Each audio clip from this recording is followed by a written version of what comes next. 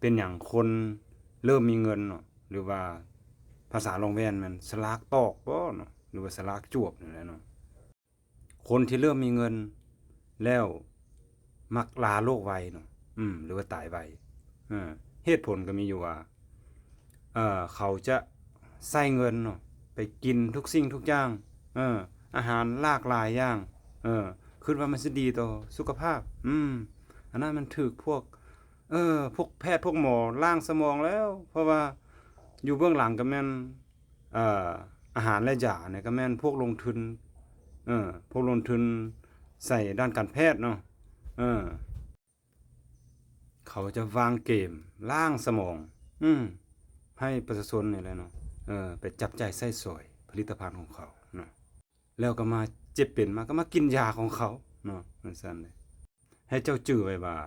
ร่างกายของคนเฮาเนี่ยเฮาสิกินหยังลงไปนะร่างกายต้องการเรียนรู้เนาะแม้แต่โควิดนั่นตัวเฮาต้องซักอันน่ะเสื้อโควิดเข้าไปเออจึงเฮ็ดให้ร่างกายเรียนรู้กับมันเนาะอยู่กับมัน เมื่อเจ้ากินสิ่งใหม่ๆเข้าไปร่างกายก็จะสร้างภูมิคุ้มกันเนาะไปเรียนรู้กับมันเนาะถ้าคิดซะซายเนาะจักหน่อยมันผลิตเซลล์มะเร็งออกมาสิมุนอับซาบบ่ร่างกายเจ้า